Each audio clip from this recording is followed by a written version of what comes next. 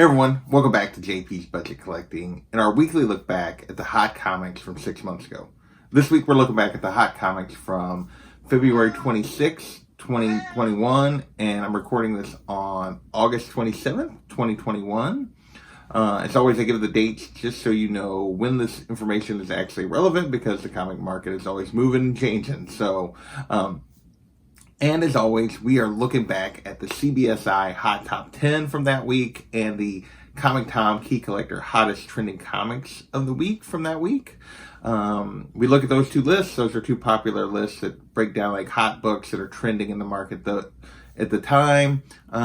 We try to see why they were trending and what's happened to them since. Whether they've fallen back, stayed the same, kind of continued to go up, and what factors may have contributed to that so that we can all make a little smarter decisions in the books that we chase.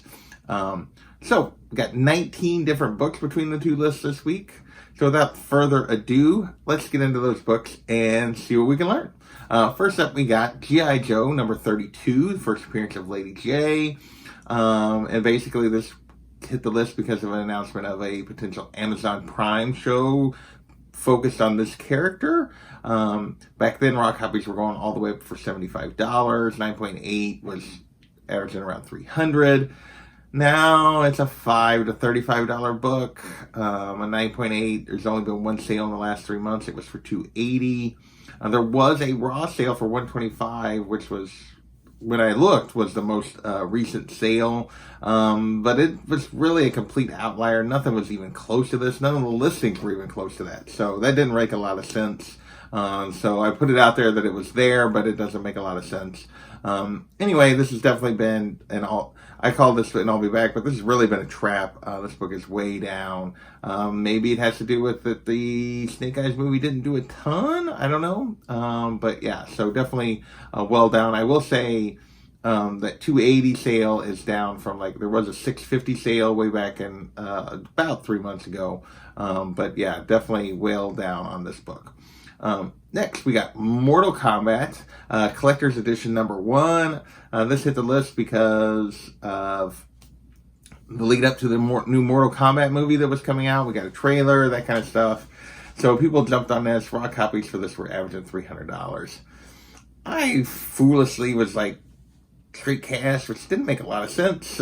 Kind of broke some of my own rules and making that prediction, and I was wrong. This was down. It's down to $150, $250 book. Not down a ton, kind of an I'll be back, but definitely down from where it was in the lead up to the movie. I know that movie was a bit of a disappointment as well. So next we have Jupiter's Legacy number 1. And this hit the list because we got news that the show was coming to Netflix on May 7th. So the Millarverse was finally kicking off on Netflix. Back then, raw copies were going for about $10. 9.8s, though, were all the way up over $200 at $235 for a high sale. Now, raw copies are $5 or less. 9.8s will cost you $25 to $50. So this one has crashed, both in the number of sales and the cost for those 9.8s. I don't know what this means for the Millarverse going forward, but the show wasn't much of a hit. Been a theme so far. So this one was definitely a dumpster fire if you paid $200 plus for a 9.8. Next, we're going to go to Department of Truth number 1, and this hit the list because there was news that supposedly there was ongoing bidding for the rights to this series, for the option rights. Raw copies were hitting $25 back then. 9.8 was going for $150. This one is now a $35, $50 book for a raw copy, but 9.8s have actually come back down a little bit. They're more in the $90 to $125 range. Interesting enough, a lot of times you'll see me when there's a split like this, go with the raw sales because they're the most common. In this case, actually, there's been more 9.8s kind of moving on the market than raw sales. So I'll still go with down, and I'll be back just based on those slab sales. But yeah, this book is, it's almost, you could almost just say steady between the two of them. But yeah, still a lot of interest in this series and still doing pretty well. Anyway, so next we're going to move into covers. We have 4 covers this week. First cover that we're going to talk about is Haha number 2, the Gallagher variant. I think the version was limited to 500. I'm not sure exactly what the number was on the trade dress, but sets were originally selling for like $35 pre-sale. But they were going for $100 to $125 for a set right after release.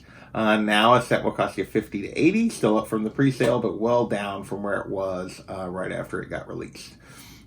Next, we have Spider-Woman number 9 on the list for the second week in a row. This is the Rose Besh 1 in 25 variant. People were all over this cover.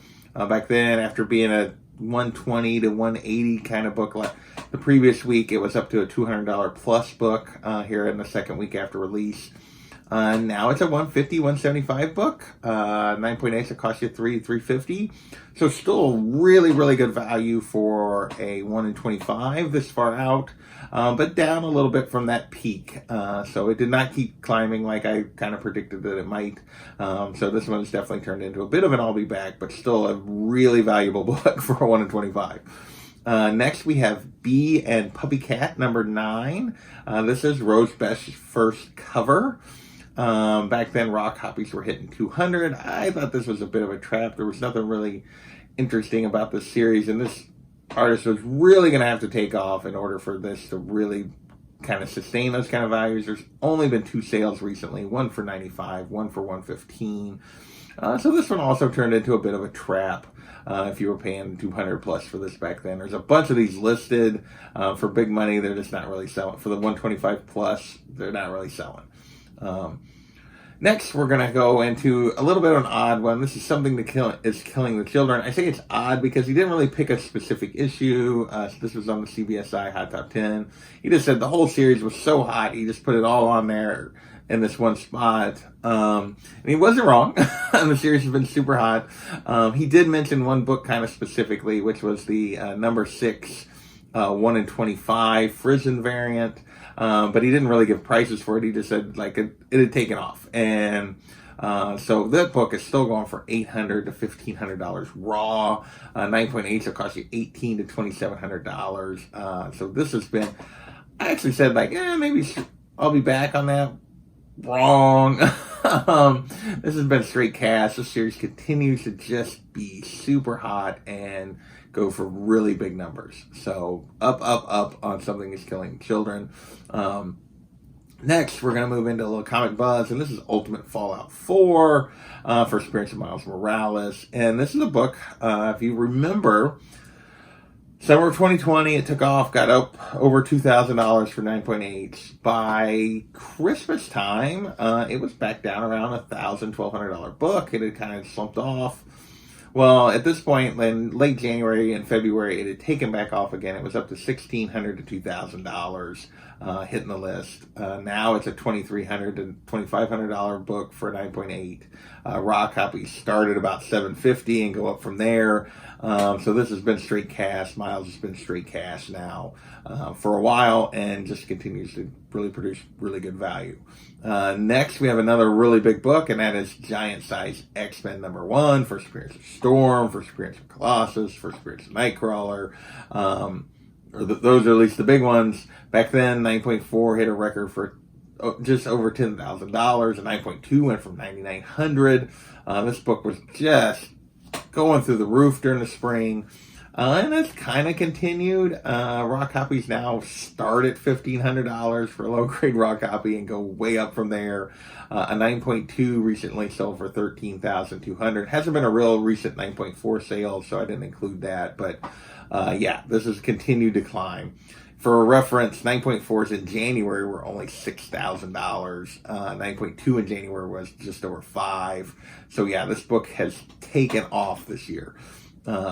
Next, we have Young Avengers number 1, and this is a second print of the kind of a new version of the team. So this is kind of a second version of the Young Avengers team. This one kind of more closely fits what they appear to be setting up in the MCU in terms of the characters that were a part of the team.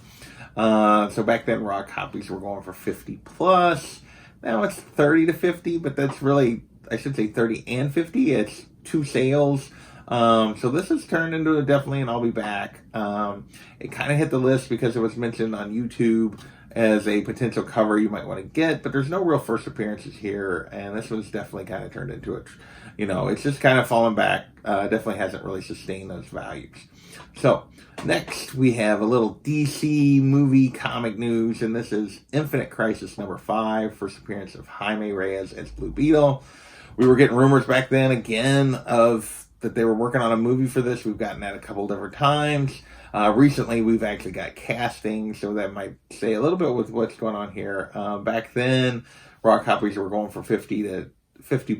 9.8 was hitting 300. Now raw copies are going for 25 to 70, so all in that same kind of range, around a $50 average. 9.8s are up to 400 to 500, but there's not many of those sales. So another one where I'll focus on the more common sales. So in that case, it's been pretty steady, pretty worth it. We've gotten these rumors over and over again over the last few years. The book has jumped, it's fallen back, it's jumped, it's fallen back. Now it appears maybe they're moving, but who knows with Warner Brothers. Hopefully we'll see this. We'll see. Next we have Spider-Man India #1 from 2005. This is the first appearance of Pavadar Pabarkar.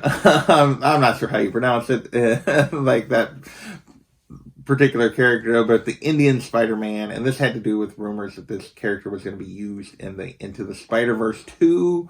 Caused this book to jump up to $20 to $50. Now it's $15 to $40, so it's kind of turned into a little bit of an I'll be back. Still going for decent value, not much less than it was before, but just down a little bit overall, and it's kind of average prices of what it's going for, both on the top end and low end.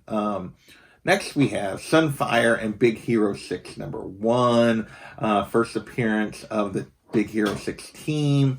This book hit the list because there's rumors of a live action version of Big Hero 6. Obviously, we had the popular animated movie several years ago now, but supposedly there's rumors of a live action. This book jumped up to $120 book raw. 9.8s were going for 500 plus. Now it's a $25, $65 book. 9.8 sitting around $350. So this one's come back quite considerably. Another trap on our list this week. So definitely a bunch of traps so far. Definitely the trend is down this week. More so than this is a little more common, like in terms of numbers of down versus steady versus up, that I used to see the first year and a half that I was doing this, which was about a year and a half ago now. So it's been, like over the last 6 to 10 months, we've seen a lot more books stay up and go up for in the 6-month period than what I was seeing when I first started doing this list. This week is a lot more like it used to be. We still got 5 books left. Next is Marvel Spotlight #4, third Werewolf by Night, but this hit the list because of the first appearance of Darkholme. I think I said I got confused. They reported it. One of the books that I reported last week, and what I had in my notes was what that was, because that's what they said. Well, it turns out this is actually the first. Raw copies of this were going for $175 back then. 9.0 went for $429. Now it's a $70 to $150 book for a raw copy, and 9.0 going for still that same price, around $450. Obviously, it's got a little bit of a key with the Werewolf by Night. We've had rumors that character is going to be used, so that's probably supported it a little bit. So this one's been pretty steady, pretty worth it so far over the last 6 months. Next up, we have Fantastic Four #185, first appearance of Nicholas Scratch, Agatha Harkness's son.